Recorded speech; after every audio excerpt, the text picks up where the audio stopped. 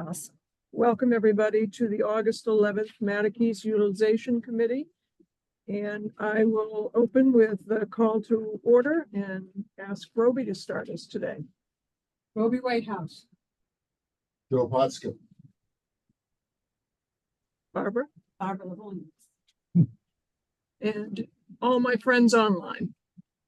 Andrew Laird here. Jay Grant. Oh, sorry. The committee members first. Lindsay Pietro. John Anderson. And Andrew. And then could we also introduce yourselves that are at the table? Sure. Heather Gould, BSD Group. Kurt Raber from Catalyst Architecture. Kathy Williams, town planner. Very good. Well, thank you very much. And I think Jay Grandy is online. Jay? Can you hear me okay? Just want to Yep. say hello. All right, very good. And Jeff. Yep. Hi, good evening, everyone. I'm Jeff Bagg with BSC Group. Thank you. And do we have anybody else on? I think they're just attendees. Attendees. Yeah, okay. Can I just ask a quick question? Sorry, I did not catch the town planner, the person right after Kathy, a gentleman, I believe. I got Heather, Kathy. Someone else is there in the room with you guys, and I didn't quite catch it. I'm the secretary, so I was just trying to catch it for minutes. Yeah, I'm Kurt Raber. Thanks. R-A-E-R, architect with Catalyst. Thank you. I appreciate it. Sorry for my misinformation. All right, no problem. Is there any public comment? So I guess anyone online, if you'd like to give a comment, you can raise your hand.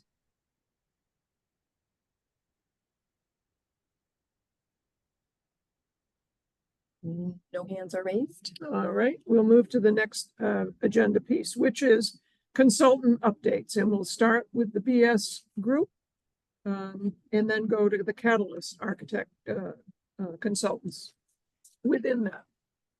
So Heather? Sure. I'm gonna let Jeff take the first item up, which is the workshop.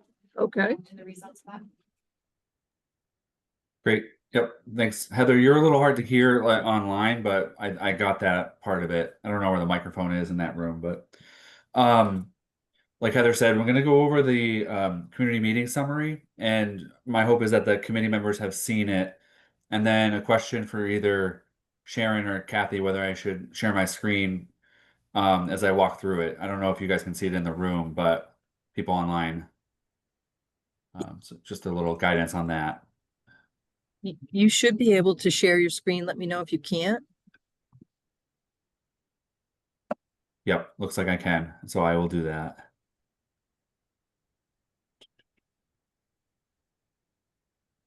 All set? Yep, should be coming. Okay. Great. So hopefully everyone can see it. It's a long document. What we did is we combined a bunch of different elements of the community meeting into one PDF. But really the first sort of 10 pages or so is the summary information. A summary of the feedback that we got. Really just kind of recapping that the meeting was held on July 15th. It was both in person and online, so a hybrid meeting. And then in the document linked to a recording, a video of the meeting, which is always helpful for people who like to watch the meeting recap, the meeting itself. And using some of the basic information that we had in the attendees handout at the meeting, it was really a project overview, project updates, and allowed participants to discuss feedback from the 4 categories that we had. And we had a bunch of questions, but we had 4 main categories, which was the gymnasium and community center, sports facilities, housing, and open space and recreation. And as I go through, we highlighted the questions that were asked kind of as the prompts for the discussion, and they're embedded throughout. Approximately 35 people were able to attend in person, and we had about 15 people online. And then the objectives were really to introduce the project scope and goals, review the findings of the land use teams and online community survey, and then conduct the facilitated group discussions. And we gathered some feedback, which we'll go over pretty much all tonight. The meeting opened with a presentation by, well, it was 2 parts. It was myself and it was the chairperson, Sharon. And we did an introduction of the Muck community committee and process, existing conditions summary. And then we did a summary of the community survey, which was a core of the presentation that we did that night. And then the facilitated small groups. And as we'll start to talk through this evening, we did we did scenario planning exercises, which was really fun and allowed people to engage directly. So just a summary of that here. I won't go through that. So if you're following along on the paper copy, I'm on page 2, just talking about the bubble diagram exercise and a kind of a description of that and how there was a opportunity for people in person and online to do the same thing. And we just included a couple representative photographs of the meeting, which is always good. It's just important to do that as part of the summary. And then starting on page 5, what we looked at, was all the written comments so we collected information on large post-it paper, and then we also had the report out from each representative from the group, and we took all of that, and we tried to come up with the themes. And so really we broke them up across the same topics. They're a little bit they have a little variation from the topics discussed because the nature of the conversations drifted and moved around a little bit. But what we tried to do in each category was identify potential opportunities and potential challenges. And in kind of putting this together, we tried to fit the comments into one or the other. And it works pretty well because what it really preps the committee for is you're going to be looking at a series of trade-offs. There are going to be pros and cons to almost every scenario and situation and question that comes up. And so we thought this was a good way to summarize it. But starting with the community center, some of the potential opportunities that we see as themes are, this opportunity for a flexible multi-age space for youth, seniors, girls and Boy Scouts came up, classes and events. So really that's kind of the overarching theme for the community center, the opportunity, and really some potential for income generating uses. So rentals, performances and expos, and a community hub for indoor and outdoor activities. And then finally, kind of the opportunity with the community center is really addresses a lack of large event space in Yarmouth. And then kind of balancing that with some of the challenges are there is some questions, at least uncertainty around long-term usage and community buy-in. The high cost to build a new community center or renovate any of the existing buildings is a factor. That's a challenge that the town will face in looking at this question. Duplication of services with nearby towns and or schools, and that could even include duplicated services within Yarmouth.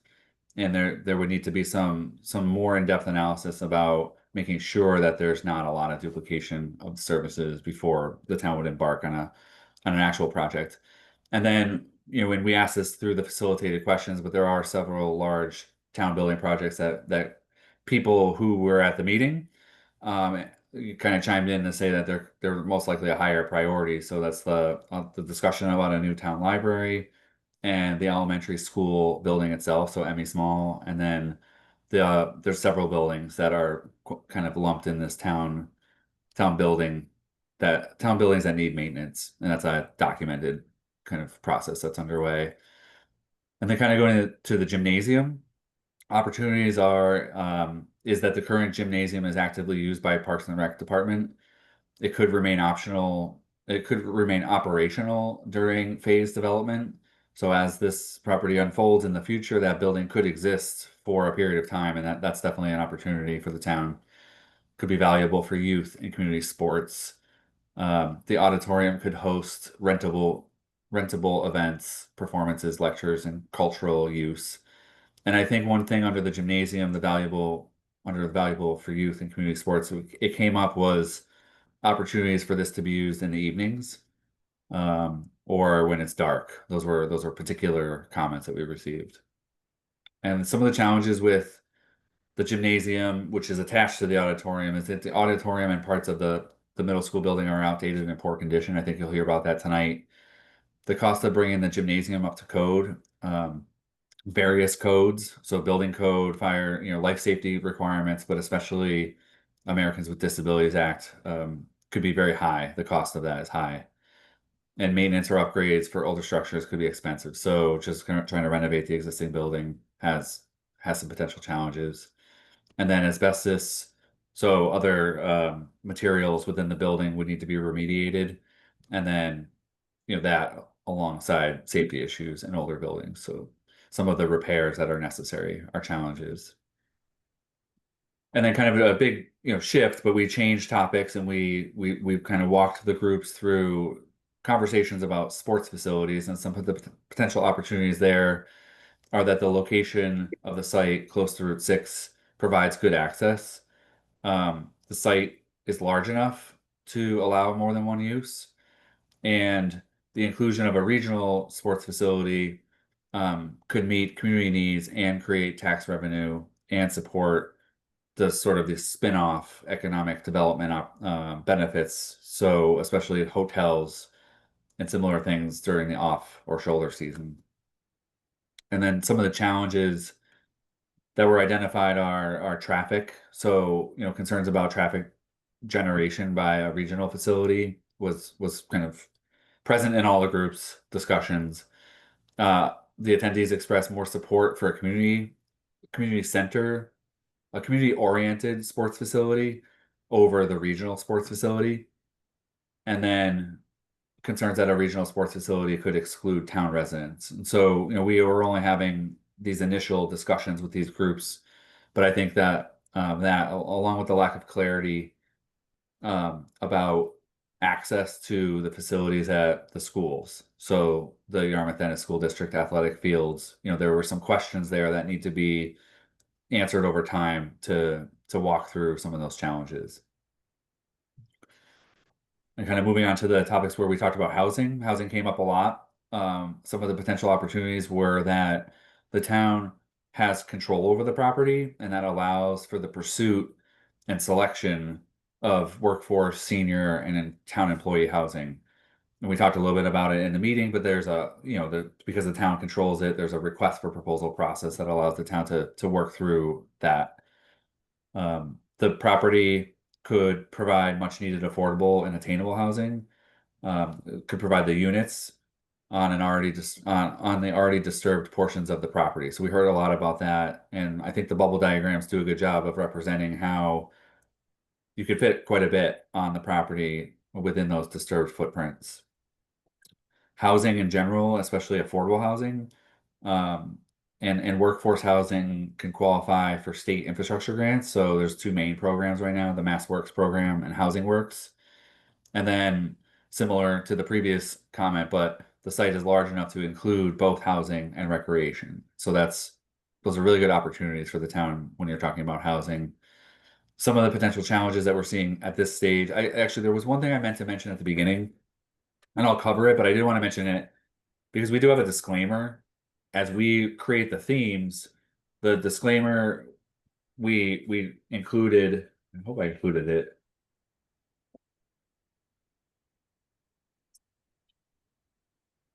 If I didn't, we intended to include a disclaimer that these represent the themes that we're seeing today, based on the information we have available, and they can shift or move over time. So even the course of our project between now and the winter, these themes could change, and over time they may change even more as more information becomes available. So I did want to make that disclaimer. I couldn't see it quickly thumbing through, but I'll make sure it's in there. So sorry for that, but I think as we shift back into the challenges associated with housing, I think it becomes kind of clear, and it's not uncommon for communities to find that there are divided views on density, the type of housing, and the management of different housing types. And then, infrastructure. So things like septic and water service and sensitive environmental areas are kind of challenges around developing the property for housing. And then traffic impacts and strain on town services. And so those are very common, concerns that everyone has about new housing developments, but they were present during these discussions. We did have some questions about sort of the best partnership, for this property moving forward. And so we did have a brief kind of overview of public-private partnerships, but the opportunities are really here that would share the development costs with the private sector. So a public-private partnership is really the town and a private developer working in tandem towards a common goal. And so that allows them to share development costs, it allows the town to share the development costs with the private sector. These partnerships can generate tax revenue while providing town recreational needs. It could provide town housing needs as well. But the idea is that the town gets a benefit and then the private developer is also getting a benefit, which they need, to make a project work. And there are examples on Cape that already exist and function well. And then by talking about a public-private partnership, it can support a larger scale development, including spaces for recreation and events. So these kind of other periphery uses, can potentially get accommodated with the private partnership. And then some of the risks or some of the challenges, I should say, is the risk of losing town control and public access. And so those were sentiments that came through in the meeting. Those are things that get ironed out over time. But people were concerned, or one of the challenges was that it could prioritize profit over public interest. And then it requires a well-crafted agreement and strong oversight. And then just in general, community was weary of, unclear or inequitable terms. And I think that makes sense because the town's at such an early stage of this discussion, but those are issues that would need to get worked out over time. And there would be, very public discussions as you went into any kind of agreement with a developer. And then economic development and revenue. So some of the potential opportunities were potential for year-round activity to boost the local economy. And so that's something that a lot of people said, and there was agreement that that's a benefit. Rentable facilities support tourism and off-season use. Again, a lot of these are themes that we're seeing in the local comprehensive plan as well. Could encourage local businesses and engagement and support. And then it may help balance the tax burden by increasing commercial values. And some of the challenges are really the need for upfront investment without guaranteed returns. So, in terms of economic development, that's a big concern, is there has to be some group who's going to invest in this property, whether it's to take down the buildings, to renovate the space. And then, there's no guarantee for the return on that. So that's a challenge with all economic development, really. Risk of underutilized facilities at the end of the day. Increased visitors could strain infrastructure or change the community character. So those were some of the challenges we heard about, using the site for any kind of economic development. And relatedly, traffic and infrastructure comes up kind of as part of this whole conversation. So some of the potential opportunities, again, is Route 6. The proximity is beneficial for access and visibility. And there is a possibility to phase the development over time to minimize the strains that we're identifying now.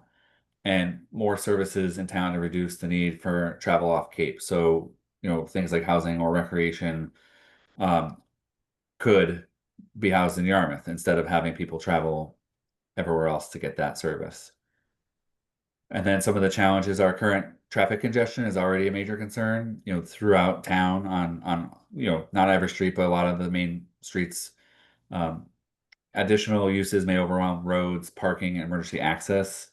And then infrastructure upgrades, mainly sewer and roadways, would be required probably for major uses. And so I think those are things that are challenges that sometimes have solutions, but they are challenges at this point to consider. And then a couple more topics that we kind of broke all this information down into is open space and the environment.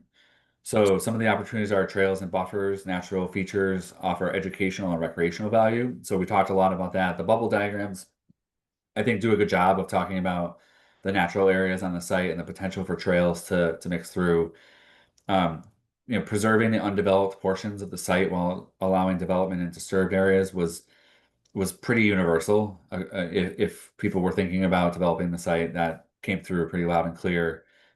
And then really kind of including climate resiliency efforts in new development. So that might be standards or zoning that comes later, but there could be an opportunity for that. And then, we talked a lot about the water department properties having some trails, and the town's not very supportive of that, but there is this broader view, the potential to connect conservation areas through the site. Some of the challenges are in the environmental constraints. So there's wetlands, vernal pools, and there's wellhead buffers. And so, we mapped all that, but those came up. The need to balance open space with revenue, kind of this tax generating revenue opportunities, and so balancing that.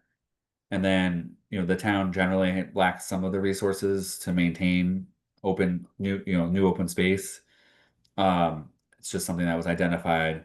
And then conflicting expectations about preserving versus activating green areas. So there was some discussion about, green space that's just untouched, and then green space that might be more actively accessible to people. And then really kind of finally here, in terms of the summary of themes, is really this town-owned versus selling the land. Some of the potential opportunities here are that town control allows better alignment with community goals. Public trust remains high when the decisions stay local, and can still generate revenue via leases or partial sales. The flip side, of course, some of the challenges is a lack of clarity about the amount of resident tax investment needed for reusing the site. So town ownership implies that the town would take on some of the costs to change the uses. Concerns about whether the town can effectively manage new uses, especially as you start to add a lot of additional either housing or recreational fields, like just keeping up with the staff that's necessary for all that. And then limited available public funding or grants for recreational uses. There are some, but they're not as plentiful as grants for housing or other things. So that's just something to be cognizant of. And then the missed opportunity for immediate capital if not sold outright. And so I think baked right into that is that the town inherently has costs going into that property just to maintain them as is. And the town would continue to have the responsibility for those financial costs, if it's not sold. So from here, I promise I will not read these, but what we did is just just to help future conversations is we transcribed all the handwritten notes. And so really what this is just a transcription of the photo. We took photographs of the large post-it boards, but we also transcribed them, and we used that to help create the themes. But the next, several pages is really just to help illustrate and document that we got a lot of public input. We got a lot of input on each category. There are a lot of different thoughts. And so I'm just scrolling through on page 12 and kind of just continuing to show the transcribed notes from each of the questions that we asked. Oh, and here's the disclaimer that I was searching for before. So it's on page 16, but these items represent information gathered at the community meeting. The themes, goals, and objectives of the final plan and recommendations may change or be modified between now and when the final product is produced.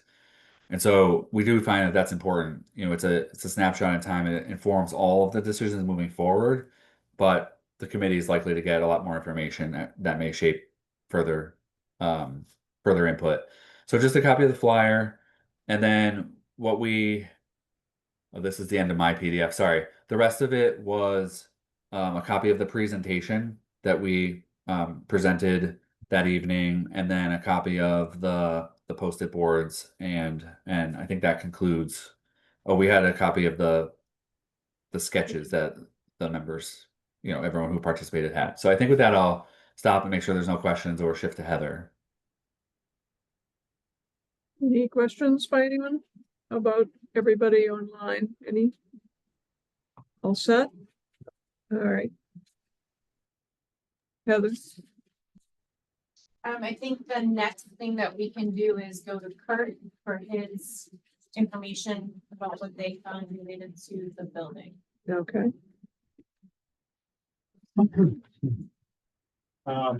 So we started by looking at all the previous facility reports that the town had done, some through the school and some through town hall. Those were very telling. As it talked about the age of the building, the conditions of the mechanical systems in particular, which are very aged.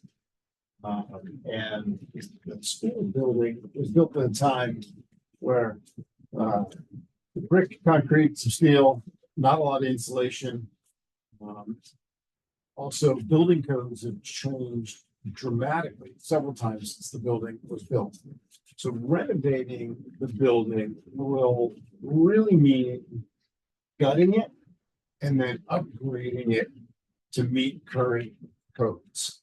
And that would include structural reinforcement of masonry walls and steel frames and the concrete slabs and concrete roofs, deck, which is sort of that waffle slab. And of course, none of those systems have an insulation value.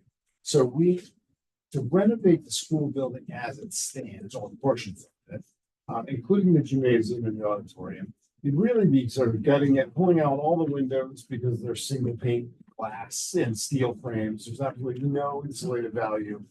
And we just can't make that envelope work in terms of the new energy code.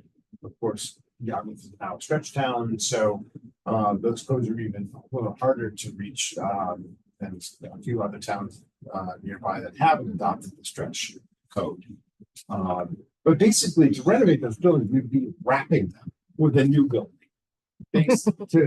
To number one, stiffen them and make them resist 140-mile-an-hour wind zone and seismic code upgrades.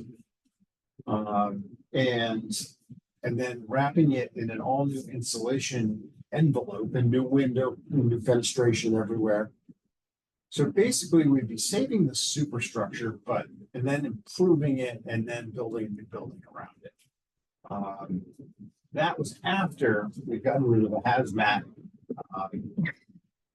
issues, in which there was a couple of cost estimates done by a couple different folks in the Axios report. And so in the end, we felt like existing buildings create a lot of space, but for some uses, there may be too much space. In particular, if we were to try to take the school wings and make them housing, they're almost too big. We wouldn't want to take out the structural walls in between classrooms just to get another apartment on that floor level. It just wouldn't make sense. It'd be too destructive. So all of a sudden, if we tried to make each classroom a housing unit, it's almost too big and too tall. A lot of volume for a tenant to then air condition and heat. So more affordable and attainable rental housing or condo housing. The ceilings are a little bit lower, the space is a little bit more efficient. And when you pair that with the reconstruction of the building, it becomes quite a burden in terms of cost. Also, we were thinking about that, does the town do it? Or does a future tenant of the town, or a land lease, or does the town actually do a disposition of land and sell a piece of the land to a private developer? It's done lots of different ways. We've been involved in many projects recently with Brewster, where the town had housing set aside for senior housing. We did a study, all of a sudden they put out an RFP. A couple of years later, developer, which was POA, Preservation of Affordable Housing, paired with HAC over in Hyannis. They co-developed this parcel, but it took 2 years to do the design, another year to wait for the funding round from the state. So then 3 years have gone by, nothing, nobody's broken ground yet. In the end, they developed, almost 30 really, really nice, super high efficiency, wonderful apartments, which are full on day one. But from the time it was a concept to the time it was done was a little over 6 years. That was sort of a slower process. Another process which has been done successfully, in fact, right across the street where the town had the empty Simpkins School, they did disposition there, and I believe that might be, is that maybe a 99-year lease, or do you remember? That was before my time. Yeah.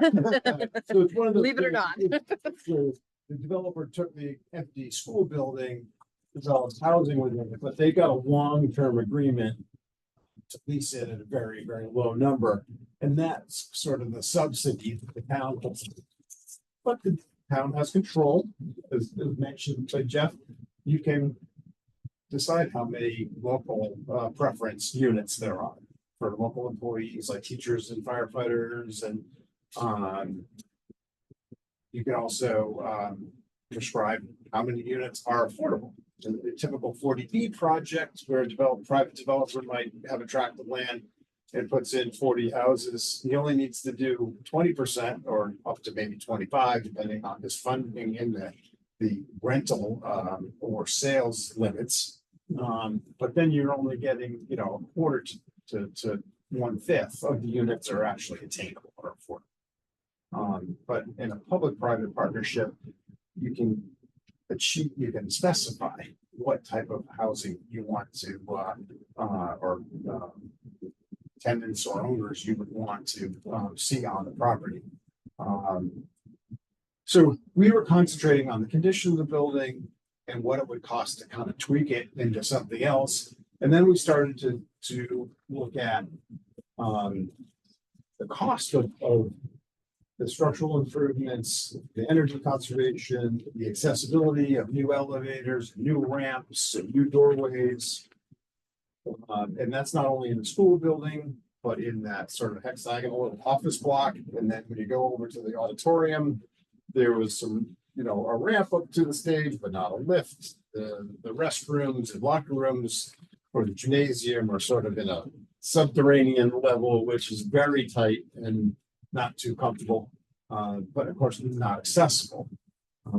And then overall, the buildings probably don't meet current plumbing code and don't have enough fixtures. So we were thinking, well, if you kept just the auditorium and the gymnasium, because those are big spaces that you don't have in town, then maybe you would amend a community center to it, which has the classroom, the office space, the new restroom space. And if it's multi-story, then the lift could be in that addition. So we're thinking that it might not just be a renovation, but it could be a renovation addition for a community center. It could be a whole group of things. And one part of the site could be leased to a private developer, and the town can maintain part of it as its own property. Or there even could be the potential of spinning off lots, like I'm looking at over my shoulder here. There's one of these bubble diagrams showed potential single-family home lots facing onto Chickadee Lane. It's really easy, great idea, because Chickadee right now is a single loaded corridor. It probably wants to be a neighborhood with houses on both sides of the street. Great way to get some of that housing variety. So we created a table that looked at different scenarios. Do you want me to share the table? I guess we can put it out. That way everybody, Do you want me to share it? Or yeah, I'm not connected to that. hang on, I got it. I just need to find the right one. There's too many things up here. There you go. Yeah, this is good guess.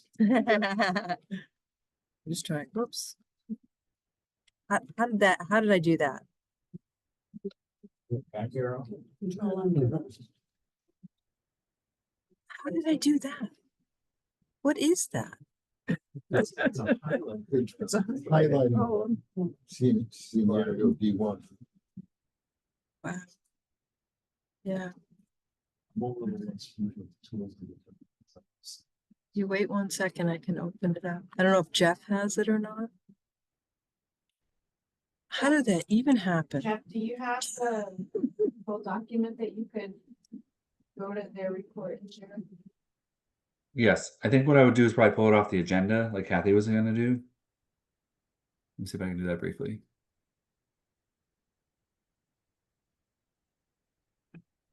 Sorry, I don't know what happened.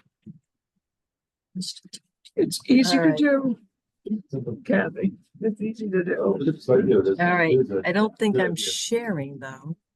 I think Jeff is. Can I think I can try again, Jeff. And I'm Okay, not I'll be gonna your backup plan. anywhere near there with my, I'm not touching. I'm trying to zoom in, but, all right. Yeah, so this, we wanted to look at different scenarios of how you might use a portion or all of the building.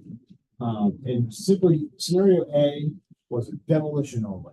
What would happen if you took the whole school and just took it down? And again, this So is. Kurt, I'm gonna ask if you would mind if we ask questions as we go along, absolutely. or No, yeah. if, or, no, I was wondering where you got the figure of for the abatement figure. That is for all the buildings down, gym and auditorium. Yes. Okay, and I know that there were, number of studies that the school did as they were required to do about asbestos and all that good stuff. But I had a hard time finding any kind of cost on Schedule C. I couldn't find anything. Yeah, and there was a couple of estimates, and there was a couple estimates of what the testing process would cost to Right. go through the building to identify it, and not so many costs because it's unknown as to what they would find. So the $8 a foot, which Yeah. is a little small number just above the 926. That's your average. Yeah, Yeah. and what we did is we talked to two different local contractors that work in the public construction realm. Mhm. But we also looked at a couple of demolition projects that we've been involved in. And then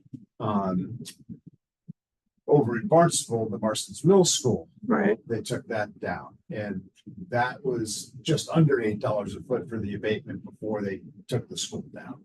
So some of those recent other nearby public projects, and so we're kind of rounded up from 7.5 to 8 there. right. just So to have Massachusetts laws require that when you go and take down buildings finally, Yeah. you have to remove everything that's hazardous materials, right?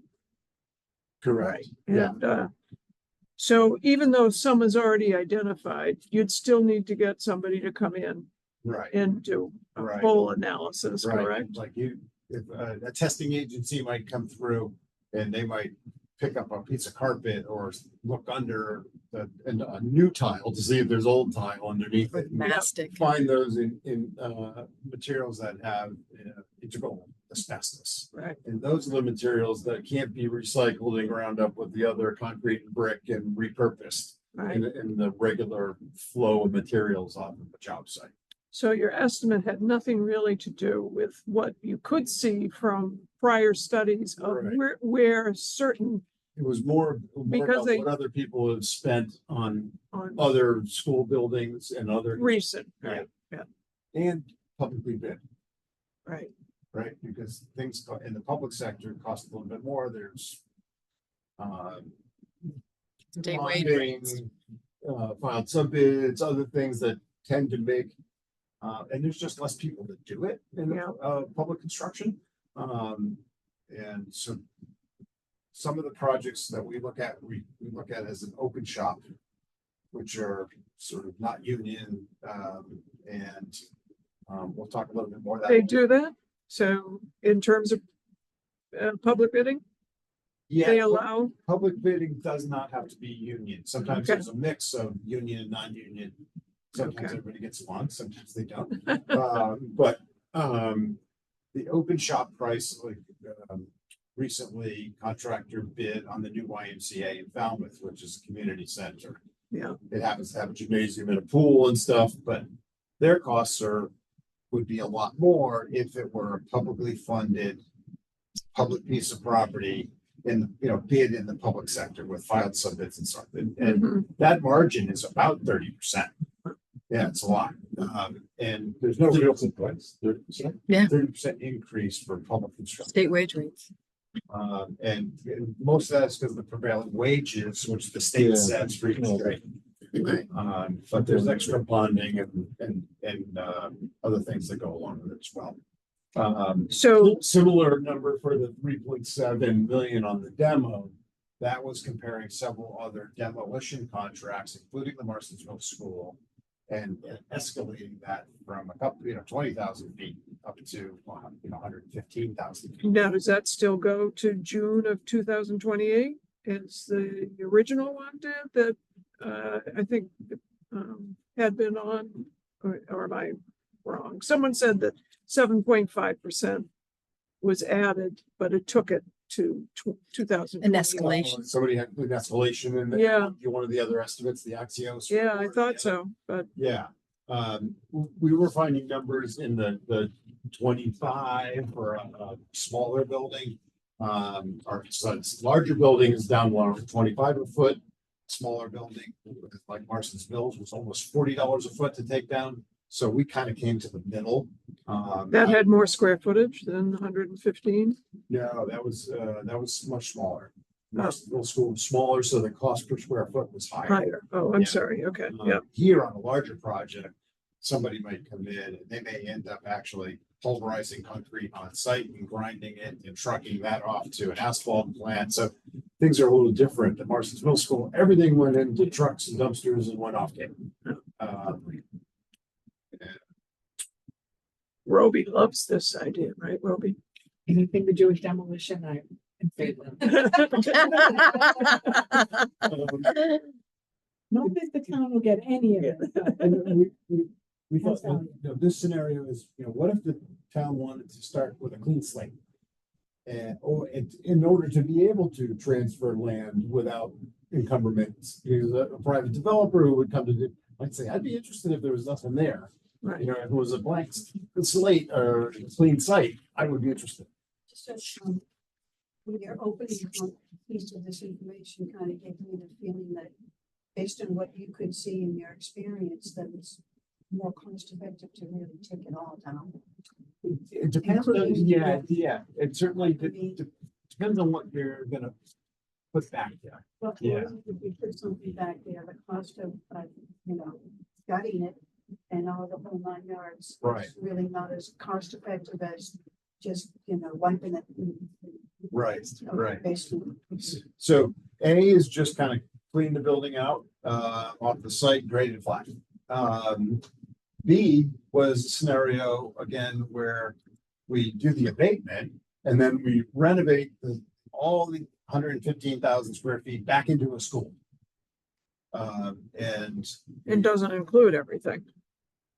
Sorry? And that figure doesn't include everything, ADA and, all yeah, sorts of things. we'd be spending that, 358, almost 360 a square foot on top of the abatement. So just to turn it into a brand new school inside the shell of the old school would be a little over 42 million is our estimate. Okay, so it's 115 plus square foot. You multiplied that by the 358 and it came to 41,529? Or did you use the quote? I thought the quote from the Axios. That is a quote from the Axios study, the 41,539, 428. And We used the 41,539 and we backed into what the square footage would cost. okay. Right. All right, but what I guess I'm saying is that scenario 2 isn't really the 41,539, it's even more, depending on what the use turns out to be for that building. Yes. Yes, okay. Right. Yeah, there's a note here that says This was to be a school. excludes the. Oh, ADA. to be a school. Yeah, but School, but- it still needs ADA. Right, I'm saying. Yeah. And that was just to kind of study what it would cost to kind of put the school back together. Yes. Code compliant, exclusive of how many elevators do you want in each building or do all the, all the hallways between buildings stay? Scenario, And these are $25. yes, yeah. C was looking at a municipal center. Again, it's a combination of town offices of different varieties, but also inclusive the entire building. So meaning that the gymnasium and the auditorium would stay, and that would be perhaps, offices are closed during the day, but the gymnasium is open weekends and nights, and the auditorium is open for special events. And that's when we were looking at, okay, what do we need to add to fit it up as different use other than the school with the same number of rooms. And so we looked at another, for the municipal center, we were saying, we're gonna have a premium of $60 a square foot to fit up basically the classroom wing. This has office space and community meeting rooms and new bathrooms and stuff like that. And then we added 200 a foot for the gymnasium and auditorium, because all the systems are coming out of there, all new fresh air. HVAC would have to be entirely different to meet current code. And that would probably include some additional structure added in and on the building. And then some of the things that don't fit in the building would be added. So Zero energy. zero energy. Just asking. Yeah, you could get there. It would probably require, a massive amount of PV, which there's a lot of roof space on the existing buildings. So a new photovoltaic system could be put on the building, and the building could be electrified, basically, so take out the fossil fuels. And then maybe with the ground mounted array, not the one that's there, because I understand that one's probably coming out sometime soon. My understanding is also that the PV system on the existing gymnasium is older and it's going to be decommissioned as well. But the ground mounted, I think, have till 2033, but there was discussions of maybe providing town land somewhere else so they could be moved over there. I think the ones on top of the gym, you have to repair the roof, so they gotta come out anyway. And Right. so, and they probably wouldn't go back on, because if they're a couple of years old, the next generation of panels it'd be new. generate so much more power. And we have a system on my office that's only 13 years old. Panels that I could put 39 similar shaped panels up there that would would generate twice the power that I have now, and they're only 13 years old. So I'm also gonna interrupt that 41,539 is only really getting the building up to a certain point. Right. I'm pretty sure ADA is required of municipal buildings too. I think that's included in the fit ups. Yeah, and the fit up numbers. Yeah, we had some discussion. Just below that 41,539, there's another almost 5 million, and then another almost 7 million. So we're saying to make, that's a premium of nearly $12 million just to turn that in over and above. So all of a sudden, the $42 million project goes to over 54. So, and that's $468.65 per square foot. But it may be way too much building also. I guess my question is, so what does this $54 million get us? I mean, is it a couple of gyms, 12 offices? I mean, what exactly does that get? Well, it would be the same sort of size, it'd be a renovation, so it wouldn't give you Same extra gyms. footprint. Same footprint, but the classrooms could be broken into different things. The classroom wings could have, It's a exclusion. because you could have Right. town offices could go there, Number 2. DNR, recreation department, everybody that has sort of scattered offices down here on 28 could go there. I mean, that's But my point. I It's think really this more expensive. 115,000 square than what feet they've is got. probably more square footage than you need. And that's a shame. Um, I think you need For to a say, municipal center. I think that the next column, scenario D, considers a 34,600 square foot of just the gymnasium and auditorium. So that's a pretty large amount of space. As a side note, Pembroke, just off Cape, built about 32,000 square foot community center about 2 years ago.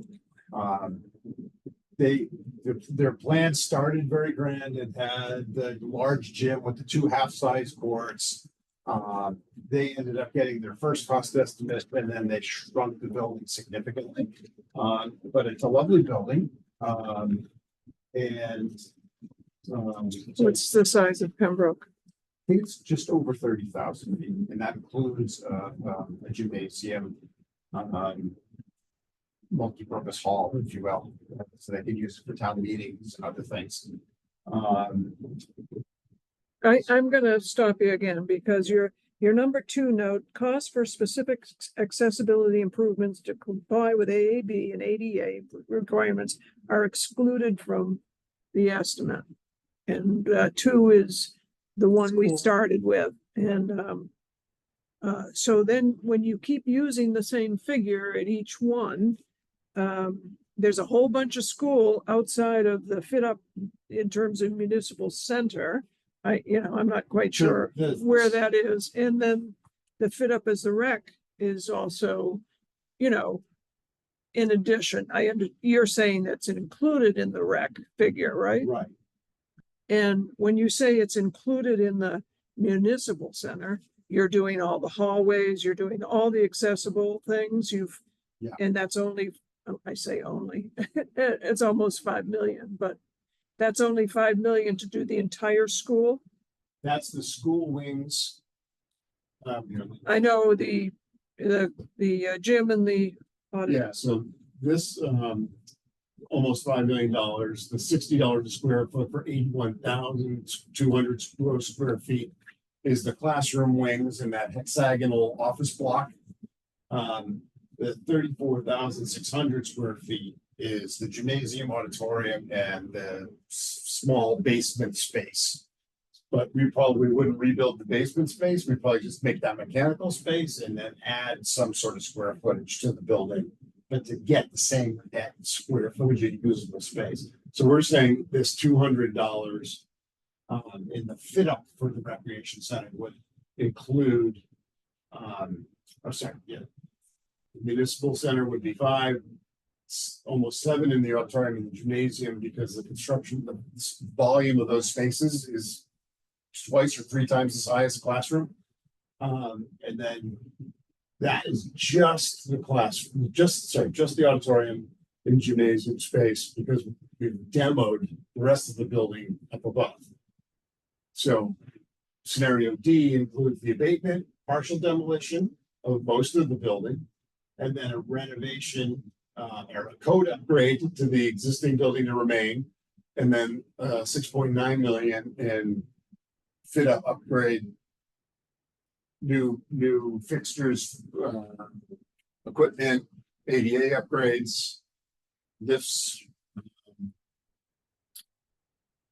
May I ask a question? Sure.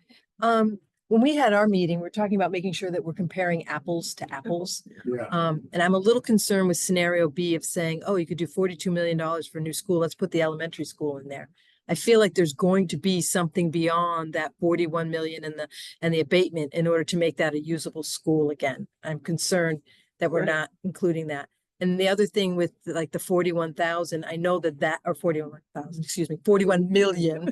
I know in the Axios report that included, general conditions, overhead and profit, design, construction contingency, as well as design fees of 10%. So the question is when you're doing the fit ups for all these other ones, does that also include those things? yes, we were thinking that those numbers are kind of like all in numbers. So the 5 million and the almost 7 million includes design and construction. So everything. Okay. So And that's all ADA. Yes, and so that recreation scenario in D.1 was the abatement, demolition, and then fit up as a recreation center. This is comparing a new facility, right? So, but we Which scenario are you on? I'm sorry. D1. D.1, the highlighted column, the Okay, got highlighted column in yellow, Okay, the we red got border here. We said, okay, you gotta abate the building, you gotta knock it down, and then you would build a new building at 650 a foot. You get this 35,000 square feet at 782 a foot, sort of all in brand new building. When we were if we back up one column to the left, scenario D, we were spending 22 million. But the cost per square foot, Yeah, 1284. And in that scenario, not only are you doing the abatement, but you're doing demo of what portion of the building, I'm assuming, Everything. Demoing the whole building and building a new rec but the center. demo price is different because under the demo, everything, it's 3705, 3,000,007. Yeah. And under this one, it's 2.5. That's for just demoing Yeah. the classrooms. 1,000 feet, so this is demo the classroom. D1 space, now. Office only, and you keep the gym. This one's a little Thank bit you. more because we're taking the whole That's what I thing thought. down. Okay, just clarifying. Yeah. Thank you. And does that new recreation facility number include site work as well? Yes, that would include, you know, The square footage includes everything, right? I was gonna say it would include septic and parking and stuff like that. If you're gonna do baseball fields or a football field or a running track or something, that would be over and above. I think we need This to be is just clear buildings, what we're saying. yeah. If you're thinking just buildings. Yeah. He's saying basic parking. Just be sure the added fields, the fields and whatever track will be added above and beyond the cost of. Right. Okay, just want to make sure. But there is comparable parking for that facility. Yeah, Or what your occupancy would be, right? Or is that hard? because there's a pretty large parking facility out there now, which Right. may not be in the right place, but we could. Yeah. Um, It's included in the Yeah. square footage. one of the things to do would be, can we leave the roadway and some of the parking and reuse that? Is the electric service into the site, good up to a point that we don't have to do it all the way back out to Higgins Scroll? It kind of depends on the bubble diagrams again. It's like, where does it really belong on the site? Does it belong in the back near the wetland, or does it belong closer up to the street next to the police station, Different people have different ideas. Right. When you say 3,400 square feet, if I had to have a comparable building, I could cost. Can you speak up, Barbara? Yeah. Yeah. 35,000, not 30. 35,000. So would that be similar to the Hyannis Community Center in terms of size? The Hyannis Community Center is bigger because their gym is very large, but they also have 2 hockey rinks. Yeah. So that's probably 100,000 square feet. So so The Pembroke one. would probably the be- Pembroke one is similar in size. Yeah. And we could, Does this include the auditorium? So your No. figures, the new 35,000, it could have an auditorium, but it could also have just a multi-purpose hall that has gym one night and tables and chairs or just chairs for, that kind Right. of meeting type of thing that are. but with the square footage quote that you're giving, does that cover it? I think so, yeah. And, if. So you're just an talking- auditorium with a fly loft or something and performance space is truly important, then. And is there an auditorium at the new school? I've not been in the new school. Yes. Yeah. So, maybe it's not that important. That's a question. Well, a lot of people, for some reason, love the Mattacheese auditorium. That's all I hear sometimes. Yeah. Really, If they just move the walls and have a gym and extend that. Right, you could create extra seating, right? Because that well, wall. folds one of out. the things might be economic development though, too, because if you go over to Harwich to their reused school, they have an auditorium in there and they rent it. They rent it and it secures, I don't know how much. I'm hoping we find out all those things, but The next couple of scenarios looked specifically at housing. Scenario E was a housing fit up in the classroom wings only. And then in this scenario, we included the abatement for the entire building, the demolition of just the gymnasium and the auditorium space. Then we did a code upgrade to the existing classroom wings. And then we talked with a couple of builders, and one in particular was very interested in the project. Spent a lot of time talking to us about the price of, construction of housing, and they're building housing from Provincetown to North Boston now. Delphi Construction, who did Yarmouth Garden. Yep. Over on 28 here, just down the road. So we were talking with their chief estimator, and he said that if you put housing into a school, none of the bathrooms or piping or anything in the school is where it belongs for the housing. Right. So then you're having a separation of utilities, where you'd probably be upgrading the amount of power coming to it, but then separating it with electric meters for each unit. Right. And then dividing that power through, running that throughout the building, adding a lot of bathrooms, kitchens, and new finishes, of course. So that's where we came up with an average renovation cost of just to put the housing in the fixed building of $235 per square foot, or another $19 million. Now, we basically took building, divided it by the number of classrooms, plus a couple other small rooms that we thought we could combine into units. And we thought, okay, we can get 60, maybe 61 units. We rounded it to 60. So that's only 60 housing units in 98,000 square feet. At an average cost, the project cost would be 50 million. But the average cost per unit, which is that line just below the 60, is 837, 390. That's a lot of money per house unit. Other projects like Yarmouth Gardens, even though that's a couple of years old, that was, under 400,000 a unit. Gardens or commons? Yeah, your price is way more than affordable. Right. So right away, when we were talking about these numbers with Delphi, they were like, I don't think it makes sense unless you took out the abatement and the demo. And the town did that before a developer got there. So if the town pre-invested that money to make the building attractive enough, but it would take a lot of subsidy. And it might be 100% affordable project that is able to get funding from the state, lots of it, to make that pro forma work. So then we said in scenario F, what if you did the abatement, took the school down, and you built a building of 115,000 square feet, and you were able to do it with more efficient design, and you got 100 units in the same amount of square footage. We got the unit cost down to 428 units. So that is in the ballpark.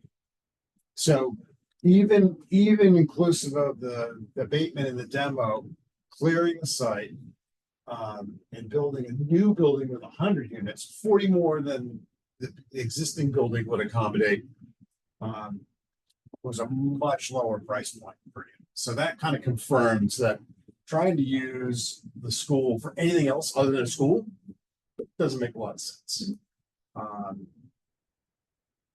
We didn't do a scenario of could the Emmy Small fit here? I think this building's too big for the Emmy Small School in terms of enrollment size, and just the rooms themselves are probably too big, and it's probably a little too spread out for the population in an elementary school.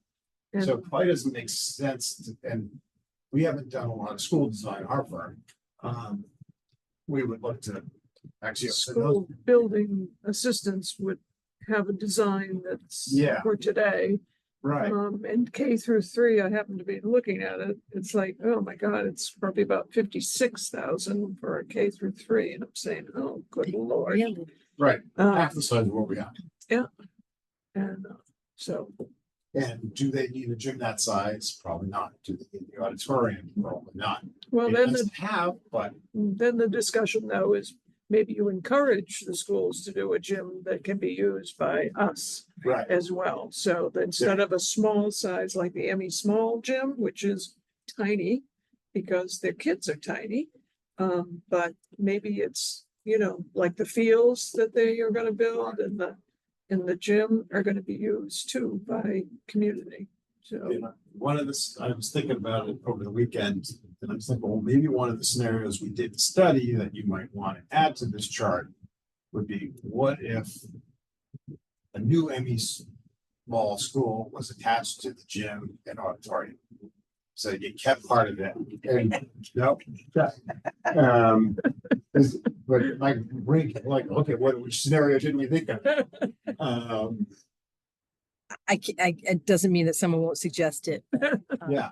But I think we've done enough permeations on that. The whole idea, I think, as you well know, is the building worth saving? Right. And that's why we asked them to do the comparison of, well, we renovate the recreation, the gym and the auditorium compared to what it would cost to build new. And the building new, you can get exactly what you're looking for. When I had a conversation with Steve Reynolds, the director of recreation, he's like, I just want a gym, and I want a gym, and I want to be able to store all my equipment there, and I want some offices for my people. It'd be so much easier if this was all done. And then, you know, anything else would be, like, in many respects, gravy for them. So About 2 years ago, the best we could figure out was a couple phone calls and figuring out what Pembroke spent on their plus or minus 30,000 square foot. That the building cost was around $550 to $560 a foot, but averaging a couple different stories that we were told. On their own website, they talk about an all-in cost of $663 a square foot, but we believe that included AE design and everything. So that's a brand new moving center of X square feet times 660. so that's what you had, like, that's why you went Yeah. for 650. Yeah. Okay. As I mentioned, the open shop project for the YMCA Falmouth, their pool is a lot of it, and that's a little bit more expensive because a lot of HVAC, a lot of power too. So that's their raw cost there are about $550 a foot, but the gymnasium part of the buildings is probably is a little under $440 a square foot, which was bid as an alternate to the other job. So they bid it as like, okay, we could build the community center portion plus the pool, natatorium, and then the add-on for the gym. But the parking and the septic and everything all there for that. And I think that was just in case they hit a ceiling on funding, they could delay the gym. So it's in that ballpark. Again, that was an open shop private project because they've got, so did they sell the land to yeah, Pembroke? they're gonna control the land. Which I believe the town agreed to Sell it. Yeah. And that gives them the ability to fundraise, mortgage, you know, and I think that maybe just a YMCA model, if they want to control the land. But if the town could also, as one of your, regional sports complexes. We didn't really look at that because we're unsure of the size and how much was indoor space and how much was outside space. By looking at the bubble diagrams, you can see how many playing fields were on that scenario. Fair amount of cost is just in site work there and lighting on the baseball fields and soccer fields. And so it could be very intense cost, outside the building itself. But a great scenario, that might be something. I don't know, town would be the lead partner in that, or would that be a scenario where it would be a land lease to a private development? To be determined. It's not a finished Yeah. report. By the end of August, we're expecting a final report of their field analysis. So, and I will tell you that there's also not too far away a place called Sandy Pond, which is they're also looking to do options there as well, because that is fields, tennis courts, and softball. So not a done deal. Yeah, and I was gonna say, I think this could be a good segue into the next part of this meeting if there are no other questions. Well, did we finish everything? G, on your chart. the G, guess. And I Oh, would- F and G were kind of paired together. They're both all new housing scenarios.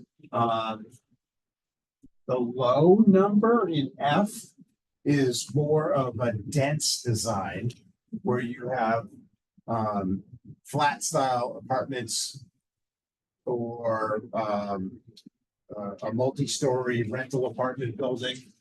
The large scenario G, again, all new housing, same number of units, but thinking about something different, like smaller buildings that are townhomes or, you know, 6 units to a building or even 3 units to a building and a more sort of residential looking rather than a more multi-story flat style apartment dwelling, you know, it'd be, so again, builders were like, you could kind of do that stacked, really dense, efficient housing, or you can do a little bit more spread out, more foundations, more rooms, more space per unit. And That's good to have. you're looking at a There's difference actually of between Housing drew on it there with 3 $330 buildings. a foot and $380 a foot.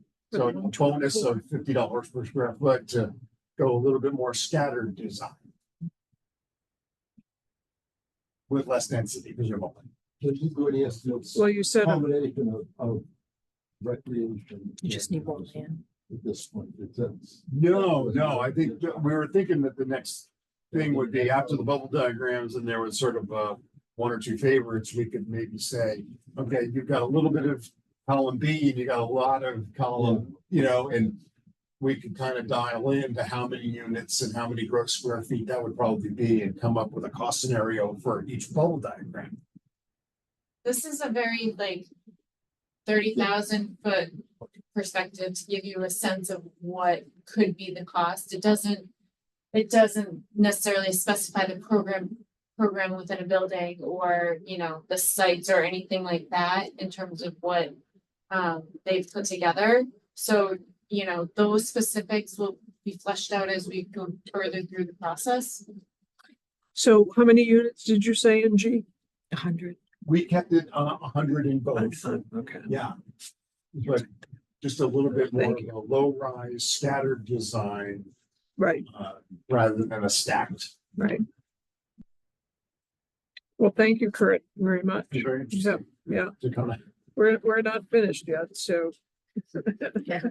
I'm gonna stop sharing this. Is that okay? Sure, yeah.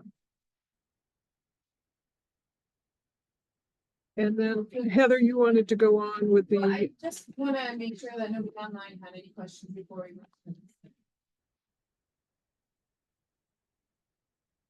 anybody, Speechless. questions?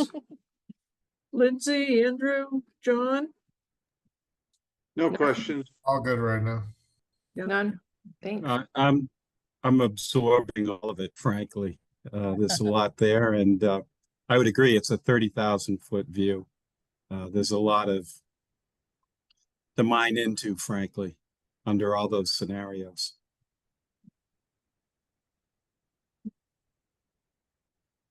So moving along to the bubble diagrams, I put together a kind of a summary of the approach and the kind of priorities that we heard that we incorporated into these concepts. What I do want to say is that it is still very flexible. This was just to give you a sense of how certain uses could be laid out on the sites. However, there could be another scenario that comes up that makes more sense as we go further down the road, which could swap locations on the site.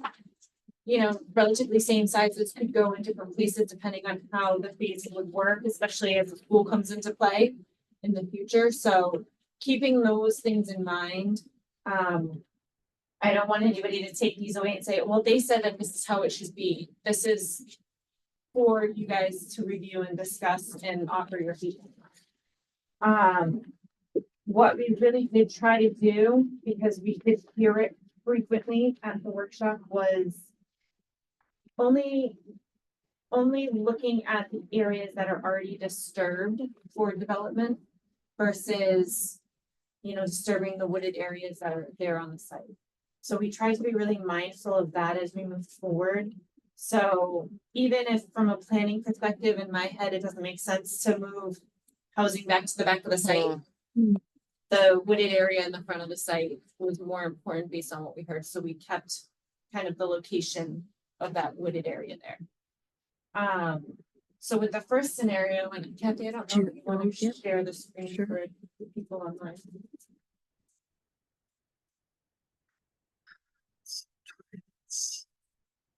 Well, the other thing I can say while you're doing that is we were asked to make sure that one of the scenarios had a future school on site. And I don't know think which one going it through is. I'm the just gonna have to look. scenario planning exercise at the workshop showed, Yeah. showed that there really was only one, Please go and cast. one area on the site that really, that would work. Keeping the old school in place while you constructed the new school. So that's the scenario one with the mixed use housing, community recreation, school. We felt we could fit all of those uses in. Again, this is a 30,000 kind of square foot perspective, so we didn't necessarily contemplate where, you know, traffic lanes would go or, you know, we identified where parking could work, but we didn't necessarily graph that all out as a site plan. Right. So looking at the access in and out, we were trying to just maintain the access that's there currently. And then know that it would be further refined if this were the option moving forward. Right. Um, So just to say, if you kept the roads the way they are, and I know we're not talking really about roads, but if we were to do that G scenario, you're talking about 3 buildings now within that that big yellow square. So again, the roads may not be aligned. And that's the thing about your job is that it's very difficult because maybe you haven't heard everything, maybe we haven't received all the information. And the other thing is it's all of everybody's goal is to try to minimize taking down trees. But sometimes you have to. And I think everybody knows that. I mean, if you're coming down these huge machines to knock down buildings and you place things in, you know, it makes sense to cut down 3 trees, then you're going to do it. So we appreciate that you're trying very hard to do that. But as we go along and talk about, okay, well, if we do want to do housing here, to keep all the trees up front and have a sort of a buffer in terms of seeing housing as you drive by on Higgins Kroll, you know, maybe we want to make it attractive inside and do the 3 buildings. You know, it'd be a little bit more, I don't know, it could be, I guess, it depends on how it's designed. So appreciate all your comments. Yep, and it, like I said, it is definitely a flexible exercise. Yeah, In the sense of, well, you know, we could have done 10 different scenarios with all different kinds of uses and locations and all of that. Yeah. But we kind of honed in on these 3. And if you were to say, look, we would really like to see this here and that there, and is there a way to swap them? And I mean, we would go through that exercise as well. So I don't know if you want to hear, but you know, this is where the housing had placed, where they would like it would be back there. And, but open space and conservation would love it somewhere else, but it can't make everybody happy. right. And, that's our burden as a committee, that we're not going to make everybody happy. We just know it. So, One other to your point there, we took away what we heard from the workshop, but we also did look at what the land use teams had put together. well, I thank you for that So because it is all of We have us. pulled it all together Yeah. in terms of our perspective and experience as well as everybody else's. Yeah. And trying to kind of balance all of the demands and the priorities. Right, right. And this scenario 1 seems to be more focused on housing. Not that it's going to be the one go. It's more housing here, I think, than we've ever seen it. Scenario 2 has a lot. I would say scenario one. 2 is probably pretty more- heavy. More balanced. Scenario One, two, well, that was in. I think scenario 2 has a little more housing because it doesn't include the school. Okay. So, they And both have. it isn't, and we're not a done project. We're not a done thing yet. I mean, there may be other things that pop up here. So, So scenario 1, we did consider 8 acres. We were asked to hold between 6 and 8, so we went on the larger side, the 8 acres. I think that's the more reality, the more I've read about Yeah. designs. We tried, we kept the wooded area where it was for the most part. We thought a good place for a playground would be kind of between housing and the school, so that then the school could actually use the playground there. I'm not sure that's gonna work, but, and the reason being is they decide their own 8 acres. And then the question then be. And they will have their own playground, but the question then becomes, is that okay with the school? Because they may not want kids playing that aren't in school, next to them. I have no idea. Different but age groups probably. as Different well. age groups, yep. Mhm. So that is probably something that may need to be rethought. But it isn't that it's a bad idea. Right. Yeah. We looked at rental housing in the back, moderate density. So we aren't prescribing a type of construction or a style for the units. We're just saying with this acreage, moderate density could be about 60 units there. Mhm. So it could be over multiple buildings. It could be one building that's, Right, multi-story. yeah, So that's where we remain silent on kind of that piece of it. It's Yeah. just with this acreage, we could fit this many units. Yeah. And as a quick aside, you could see in that scenario. The white building, of the school, the longer wing of the current school is highlighted under that yellow block. no, Right, yeah, that southern, the Y-shaped school. Yeah. That block of the school, we figured would hold about 24 units on 2 floors. So if you just took that little white rectangle and imagined in your mind's eye, 3 buildings, the shape of that white rectangle would get you somewhere in the order of, 70 units. But so just as a size and shape of the building, sure. we were kind of thinking that's what might fit in that way. And I do want to point out the orange lines are the zone 2, I think. And you will see that it goes through the 2 school buildings Yeah. because that is to be demolished. So it becomes 200 feet. That if you go less than that, it might be 150 actually, but I think what Brittany told me is that if you go 200 feet away, you don't talk to conservation. So, That's Yeah. what that buffer is showing, yes, is we're trying to stay out of that. Yes, we're Yeah. staying out Right. of those Right. areas. Yep. Now that, again, remain silent as to whether. it's gonna buildings are happen, there. or, right. Right. And I guess you could go down to 150, but then you would go in front of conservation, but the fact that it's already been If it's, closer. if it's existing, Yeah. the rules are different. different, yeah. Um, we do talk about a community center. At this site, we remain silent as to whether it's a rehab or it's a new build. Yeah. So, but that location, in terms of fitting it in with the programming, made sense where it was there for that one. We just looked at, there's some space, we can put parking. Here's about the size of what those parking spots would be based on kind of the dimensions that we measured. We looked at the dimensions of the fields that are already there for this one, and we shifted slightly to be outside of the constrained areas, but those are the same size fields that are there now. Okay.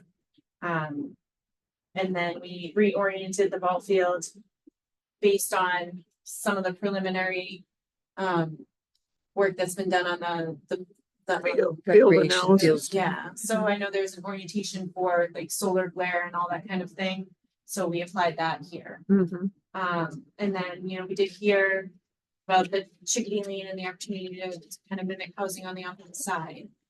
One of the things that we ran into when we looked at zoning there, and I know that zoning is up for debate as well, that Right. would be rezoned to be its own specific kind of area. Presently, it's a 40,000 square foot building lot that's required, so that's really large. Yeah. These are not, these are about 24,000 square feet, so we can cut it almost in half Right. for those Right. particular single family lots. Yeah. And then looking at a future build out once the school, if the school were to be rebuilt adjacent, could be more housing at a lower density. So looking at 2 to 6 units per acre. Yeah, or something totally different. Yeah, right. Yeah. Yeah. So that was scenario one. All right. Can I ask a question? Sure. When you guys are thinking about this, one of the things that I always think about is how we, like she mentioned, how we're accessing off Higgins Crow Road, but how might you subdivide these if you're gonna have different entities building these different You have elements? to build in the street, some kind of street Yeah. network within it. So it's So to get the frontage. something to think about how you would carve out pieces of that. And I guess So my are you saying, let's say the school, the new school? that's an easy one. But in order to get access, say, for example, the It's town's easy to- keeping the recreation facilities in the rear of the property. How do we access that? How do we get to it? And those types of things. I love that you've included the 30 parking spaces between the multi-use field and the community center. But if you have a 60 unit on the 6 acres and there's no parking, Oh, it's all good. They'll No, have the their parking parking. would be programmed within that. it is. Oh, Okay. yeah. Oh, yeah. You just don't It's see it. the Yeah. brackets and the key threw me off. Sorry. So you said it would be easy. That means not carving it up. No, I just think if you're thinking, in the future that we're gonna give a certain amount to a housing entity with a very specific RFP saying we want you to build this here, how do you carve off that piece for them? That's all, just things to think about. And I guess my only other question is, if you were gonna put a community center on here and you weren't trying to keep it in that location, where would you put it? Probably in that wooded area. Me too.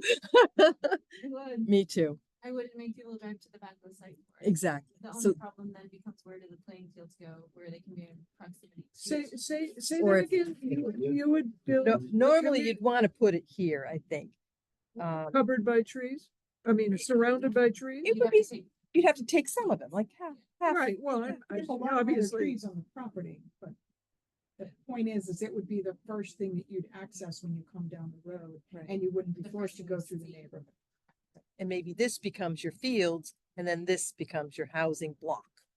So just like putting things together in design-wise, uses versus having this in the back. And this feels like our public, this is for everybody. It's kind of surrounded by a bunch of other people who may feel like they own that. And we want it to be something for the community. I totally agree with like wanting to keep buffers if we can.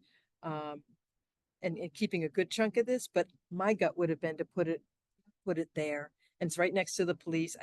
The only thing is I don't know whether, when I was talking to, There is a little chunk. when I was talking to Chief Lennon at the police night out, and I was asking, I think we need to have more discussions if we're gonna put anything over here, other than like, he was even saying he'd be fine with ball fields being over here. But that's why I bring it to your attention. So when you're thinking of these, how would you lay it out and break it out if you had your druthers, especially because I think we're pushing this here on purpose because of this, and that may not be the greatest location, but if we're talking about a new facility, Right. then start thinking about where you might want to Well, have it. that's where we rely on design conversation as to, why would you put it here? Yep. So I don't know that that's the best place for the new school, but it made sense to me when I It's the heard only it. It's the place. only place where It's you the can only Yeah, place. right, yeah. And it would be, not maybe be a long driveway in and that whole thing, so. And fields in the back. You're just putting a great public asset in the back. It's nice that it's somewhat near like the other open space, but I feel like if you had, if you carved it into pieces like that, you might get. I mean, there may be a way to, if you were to phase it after the school comes in, you could always put the community center where the future build out. Correct. And That- that way yeah. you have the fields right there, and Yeah. that would make more sense too. Yeah. So, That's a good point. The phasing, I think I was all concerned about the phasing because we need to keep the ME small for 5 years, but talking about how long it takes. how long it takes to actually get anything Yeah. done, I think it's a moot point. It's a moot point, so. And that location where the future build out allows for its own roadway that's already there, right off Higgins Crow, which is. Right. And then you don't worry about the traffic for the police department's education center either. Right. For Right, that piece. right. Well, So when think they wanted this piece of land from the schools, the police department, their whole focus was, because I saw somebody talk about the traffic for the police, and that's not right. They don't do it that way. They send, it's not like the firehouse. They're all there, ready to go. They're street. spread out in the streets, in the Yes, what town. I was talking about was this education center that's out back there, The training center. their training center. Right, That tends to get large portions of traffic that's outside of their police officers, to your point. right. It's just, that's what I was talking Oh, okay. about. It was just a little. And they can Yeah. get quite a few people coming for training. And I think when I was talking to the chief, he was kind of saying they kind of park over here sometimes on the side, and they'd like to be able to They've got access an their advantage facility there. over They can there. go out the street and say, stop. Come on out. Well, anytime a siren is going, people are pulling over, Oh, yeah. so. Kathy, if I was understanding your scenario, so you would redesign this so that this housing might come over here. I think we need to which think makes- about It does make much more sense. how it might make And then sense. the fields Yep. and the community center would be focused on. Or either that, or as we're talking about, maybe this goes here. This All we- of this being our town recreation goes in a row here, and maybe you keep this as housing. That's 60 units. That's pretty good. And then you have the housing here along here. I think the community might find that more palatable. So, If you do the less of 60 as opposed to 100 in that right space, you could do another thing that housing was talking about, which was to replicate the one they're doing on 28 of 6 houses. oh, yeah, the Habitat for Habitat Humanity. for yes. Humanity. the low density kind of Right. model we applied. Yeah. So that 2 to 6 units per acre. Yeah. or 6 per person. I Um, just, I I just- just, go ahead. sorry, one other thing I was gonna say in terms of this concept.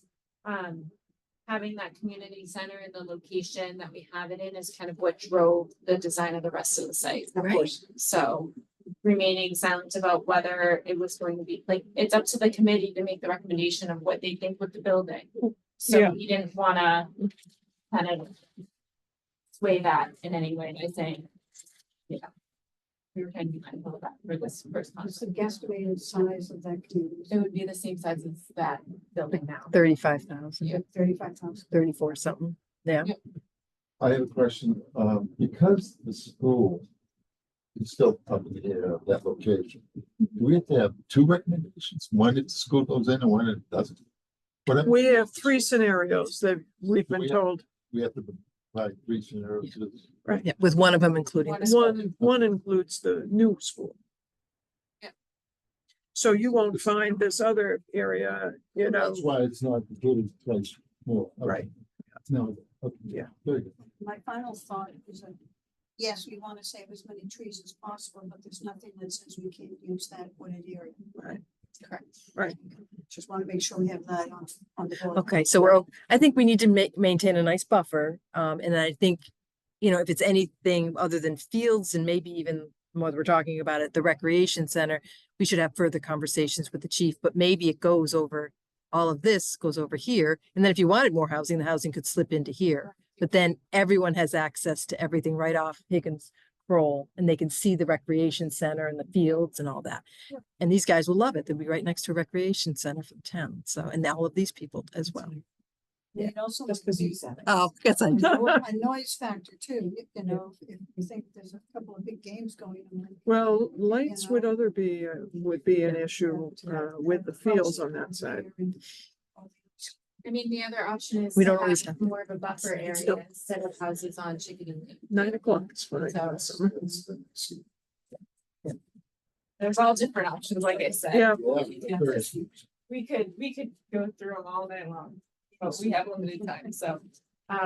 Scenario 2, mixed use housing and community recreation. So the main difference between scenario 2 and scenario 3 is kind of upsizing the sports facility, concept and really making it a much more intensive kind of sports facility use. So scenario 2 keeps the housing, the moderate density housing where it was from the first concept. We have either an existing or a new gymnasium in the location where it is presently, with a, an addition of a community center next to it. So, So each of those are 35,000. have the parking that can service both the fields and the buildings. And then create more of a buffer so that you have more space between the field use and homes that are on Chickadee Lane that could be constructed there. And this scenario looks very local, local use. Yes, that was the intent of this one. And then a future build out once, say the ME small school goes somewhere else and that school becomes decommissioned and long as there is an opportunity for future build out for more housing there. Or something else. Or something else. So I think if you look at this, I mean, this is like between 89 and 142 units. And I don't know that whether the single families would also have the ability, I mean, they would, I'm assuming have for an ADU. That might double that number. So this is definitely that housing heaviest version, and it even exceeds a little bit, I think, or is it just at their second I elevated? think it's just that. I mean, the other plus to this scenario is that there'd be a greater tax base. If you have more homes, you'll have more property taxes, et cetera, coming into the town potentially. Depends on who owns it. And you'll likely have, some children coming into the school systems. You can balance this. Yeah, that's true. It balances out. It goes into the school system. That raises your Right. percentage that you're paying for the school. But I think, as they mentioned in the challenges and opportunities, and I know that Sharon's mentioned, maybe more housing has the opportunity to bring sewer here earlier, but I also think maybe the economic development of like the next option might also have some opportunity. Maybe you could talk about that. So I think very, very said that they could get sewer here if there was housing. Yeah, they need a certain amount to make it worth the while. But I think if it's a combination of housing and, I mean, we'll go to the next one. Are you ready? This is the one. Scenario 3. I will be here as long as you want to be. You didn't here. see So scenario? That the meeting ends by 8, so I'm trying to keep it going quick. Keep going. Scenario This one you 3. should like too. This is very field heavy and intensive. We programmed 100,000 square foot sports facility building, so there would be an opportunity for indoor sports there as well as outdoor sports, tournament type play, more regional in scope. There is the opportunity to have, still a town gym as like a buffer between housing and the recreation uses here, or that can just serve as a full buffer between the two uses. I think there's enough What do space you for that. envision the buffer being? Just trees, like, Fences or, I mean, no, I think I would look at it as being more of a wooded area when I say buffer. You need parking for the existing Well, we have, gym. You're assuming that we have access to the parking. Are we assuming the 320 included Well- the local? no, I mean, there would be probably more parking. Yeah. That would have to be programmed there. One thing I actually didn't mention that I should mention is we did kind of throw in a idea of a trail system throughout the site as well for each of the concepts. We didn't talk about that at all. The red line that goes through and kind of circles around the different pieces. So this one would also include kind of a walking trail around all of the site, the fields. But, What kind of expense is that? Do you know? I think it depends on the level of, like if it's just Topography and all that stuff. Material. materials for it, if it's gonna be fully accessible, you know, it has to be up to a certain standard. Maybe only a portion of it could be, you know, there could be a little loop or something. You wanted something to do tomorrow. Yeah, But the other thought, by the would- time this gets done, it will no longer be mine. the other Maybe thought would it's be just the- that we're connecting kind of the land. The town would maintain that buffer land, so it would connect all, you know, portions of town land to other portions of town. The town would unless this was a private, public. And enterprise. this is again where, how you divide the lines and how, what portion would you sell off? And I think with the sports complex, it's more important where we're coming off of Higgins Croll Road, because you're gonna probably need some type of signal. And you want to line it up with the road on the other side, not do a mid-block signal like they did on Station Avenue, which then makes it very difficult for anybody on the side roads to get out if they're too close to that. You have to rely on the kindness of strangers to kind of let you through. So that will play into things as we move forward. And the size of this facility doesn't necessarily mean it's all sports, it could be community. We could do a stage auditorium type thing. Well, I think it's No, the existing that and would or be- new gym. That would probably be in that white block, Right. if there was any kind of town use. This sports facility is looking at more of a public-private partnership. Where there would be an operator that would, well, probably a developer would construct it and there would be an operating manager or whatever.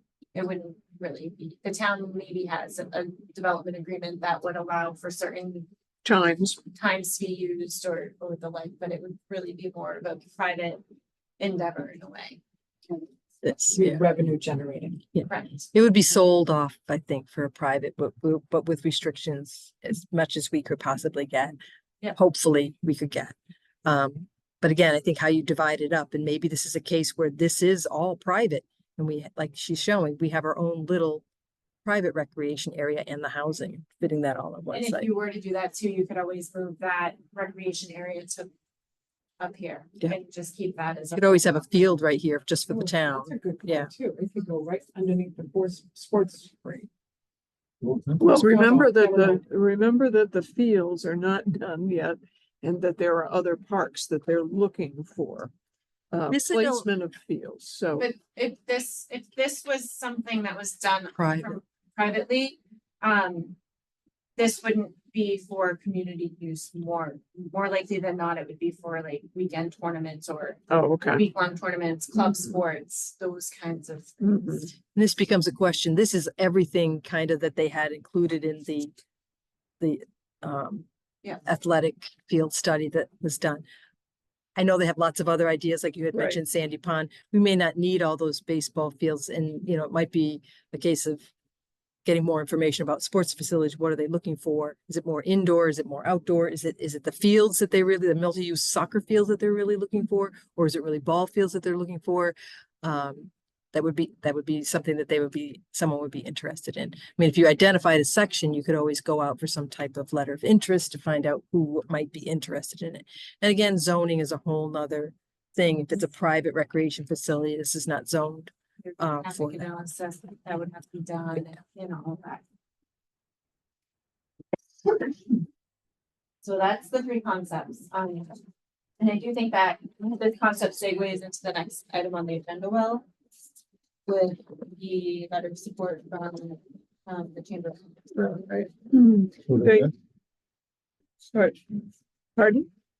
Are we all done? Do we have any questions from anybody online? Andrew, I don't. John, Lindsay? Nope. All right. Thank you. Very easy tonight. Thank you for taking.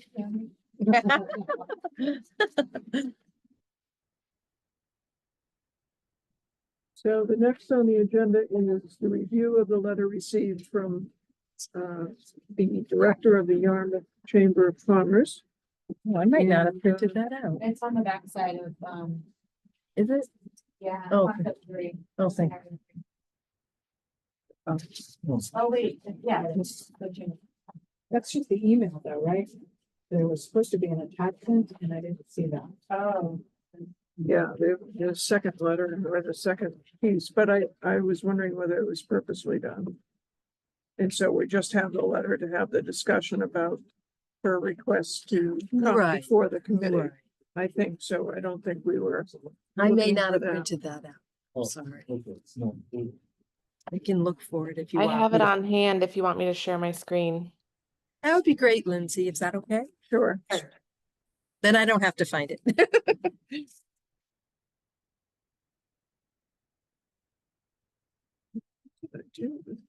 It was in the packet. I just didn't print it out.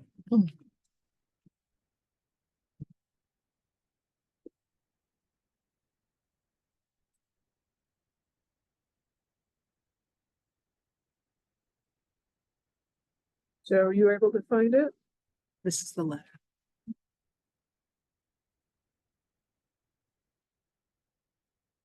Are you not seeing my screen? We are. We are. Oh, okay. Okay. Thank you.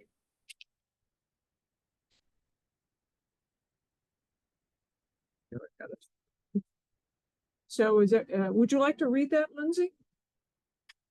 About the one that's bulleted. So Mary Bilbon, the president and CEO of the Yarmouth Chamber, did write us to share their willingness to come before the committee. They would like to come before the committee and present information in regards to economic development in all the subjects that we're talking about tonight. And I also have a upcoming conversation with Paul of the Cape Cod Chamber, who also, I understand through Mary, having had a conversation with Mary, would very much like to join. And my thought was to have both of them together. And I'll confirm that with Paul and try to figure a date that both of them could come together. And that'll work into our discussion about our change of dates to Thursday and also trying to sneak another maybe 1 or 2 meetings for us to have more conversations amongst ourselves about what we're doing here. So Lindsay, would you want to read that? If you could just review it a little bit and just. Yeah, I think it was shared with the committee. I've had a chance to read it. Does anybody want me to leave it up here just for, I'm not really in a space. I think it's You just noting that they're really strongly encouraging an opportunity for like a community like regional center that would be a source of revenue for the town. Right. All right. Well, thank you for doing that, Lindsay. So if everyone's on board, what I will do is once I speak to Paul is try to get a common meeting time for them and then touch base with you all about a date for having them. The other part that I think we need to do is also invite all of the land use teams together to ask any questions we might have or to further drill down anything that would be helpful for the bubbles and do a number of those things. And I envision it kind of like how Muck set up. If we could get the hearing room kind of table so that everybody sits around it and they all hear one another's plans. So would you be asking representatives? Because obviously a lot of them yes. involved committees. We don't want to Right, have, right? right. Okay. So it would be their spokesperson, the way we devise the. So it might be, well, obviously Mary Wagon is for housing and maybe the committee chair. The same with any of the other committees. Yeah, it might be Steve Reynolds and also Steve Szanski. that type of thing. So that would also necessitate a different meeting other than our normal one. So I know that's not a pleasant idea for many people, but I think we need to do it and need to do it in this time frame. So when we get to the the meeting times, we'll have that discussion. So is everyone okay with trying to get Mary Vilbon and Paul of the Cape Cod Chamber into a meeting so that they can present? And maybe I have to think about whether it would be with the land use people, or do you think that would be too many? I think that they're gonna have a lot of very specific information about the sports facility. I'm almost wondering whether it's not like a Paul Nitwicky, Mary Vilbon, and Steve Reynolds and Steve Szanski, like the recreation people, and you can answer, but maybe bulking them together Yeah, in certain Okay. ways all right. versus Well, having a Steve, huge meeting. Yeah, Right. all right. Yeah, this goes. Wouldn't it be Right. possible to bring that group together for one of our regular meetings? And Possible. You can invite people, Possibly. sure. That way you're not adding Yeah, another meeting. Yeah. I'm sorry, it's just, Yeah, no. it's, we're at the time of, certainly with capital and finance and everything. Lindsay has her hands. Yeah. Um, Yeah, I think my input would be, and this could likely be discussed as we go through the rest of the time frame and the agenda and whatnot, but I think that it would be wonderful to have the chamber directors advocate on behalf of that option, should that be what is like weighed under heavy consideration. You know what I mean? Like if the select board looks at any of the pricing scenarios and says like we're going to demolish, you know what I mean? Like I don't know at what point we need their advocacy to chime in prior to. I think that they would be well served advocating on behalf of like which version do we want to go with at which but I don't think that we're at that part of the process yet. But like I said, maybe that is what we see when we look at what future dates would be, if that is Right. making sense. So if we switch to Thursday, it would change to the next meeting would be September 11th. I guess I'll jump right there. And so if we take a vote, just so that we can get it changed to Thursday is our normal meeting date, second Thursday of every month. Is that all right with everybody? I need everybody's opinion. John, how about you? Yeah, I'm fine with Thursdays. Okay. And Lindsay? I should be able to attend second Thursday of every month. Yeah.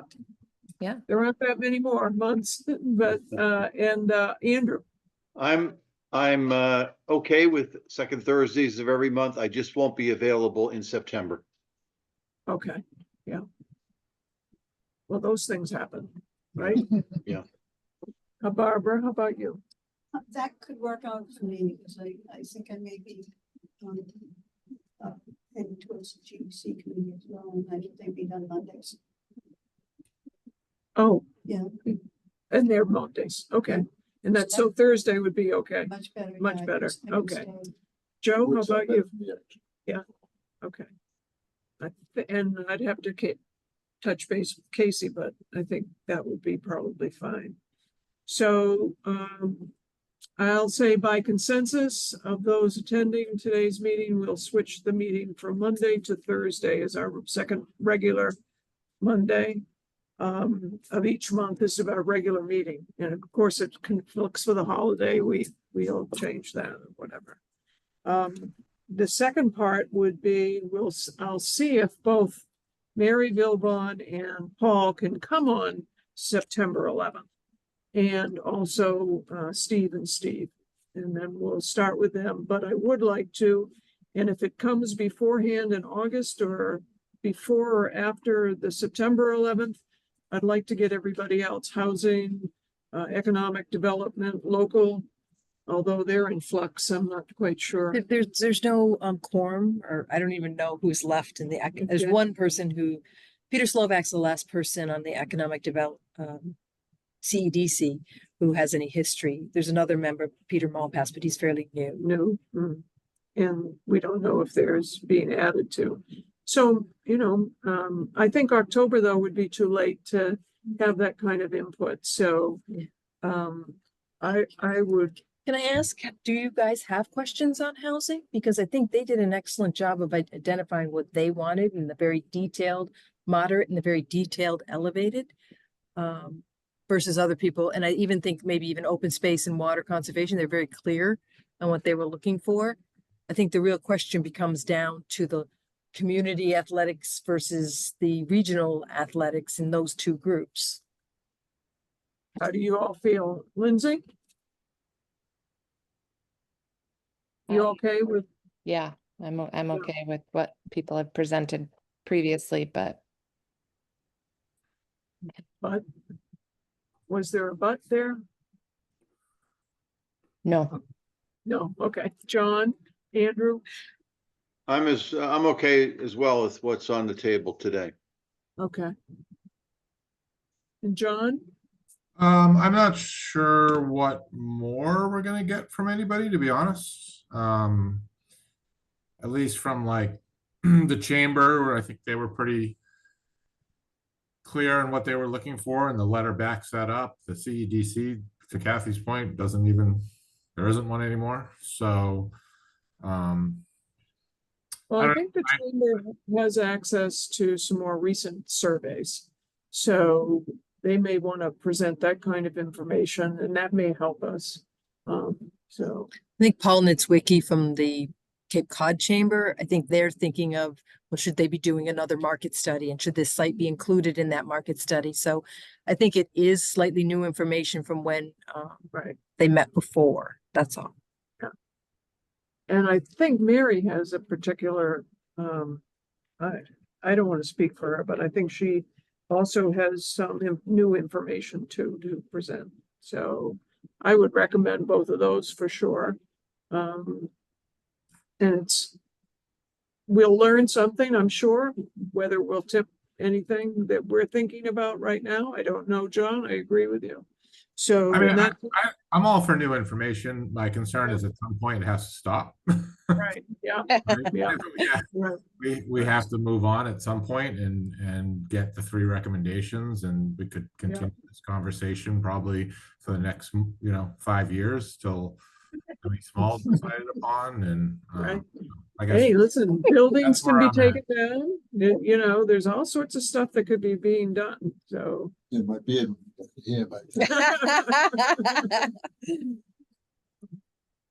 I think we're meeting with Mary on Wednesday with the chair of the housing committee. Correct. Let's see what, and if That's she about- gives new information, then you can relay that new information. I don't know whether they necessarily need to come Yeah. to the committee, Yeah. but that's up to you guys to decide. Or can she come the same night as the chamber? Is there anything wrong with Mary? If that information is pertinent. to- If it's pertinent, I guess, right? Let's see Yeah, what's we'll see pertinent. what All three happens of them, on like, the 13th. All right, update of project timeline. Blown out of the water.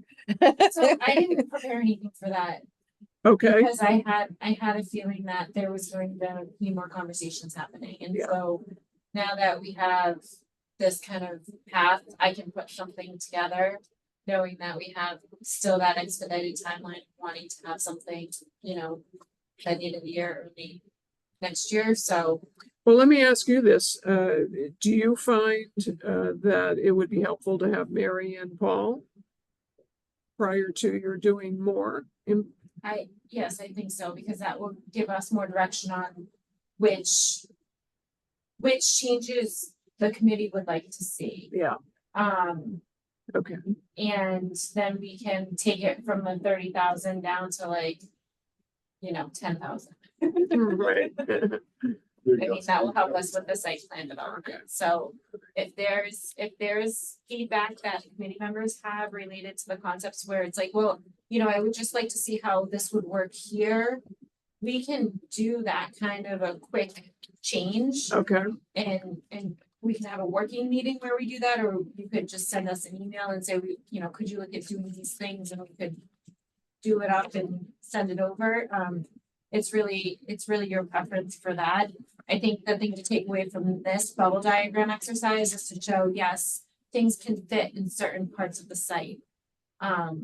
So like, that's really the goal of the exercise, is to say, yes, like you could have a sports facility of that size with those many fields there. They're dimensionally accurate, that kind of thing. okay. Are you privy to all the actual field sizes, to the more grown-up soccer field dimensions and the softball, little league? Yeah, I mean, differences? we work with landscape architects who design those types of fields, so we have that information. Information, okay, so you don't need it.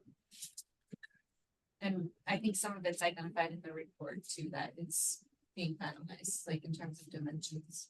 I Oh, think they yeah. did have dimensions. They did have some, Yeah. yeah, some of the data was pretty good. Which you've seen, because that was in the early presentation. All right, what else am I missing here? We're gonna do the minutes, but we had the discussion on the meetings, and unfortunately, I'm sort of without knowing a date that might be convenient for those two. I can't give you the next date, but the next regular is September 11th. And we will look for a room. I think you can be in this room if it's on a Thursday, because this Yeah. room's not booked. Yeah. So I'll book it for the next, Yeah. throughout the year and beginning of next year. Okay. And then the only other thing would be minutes.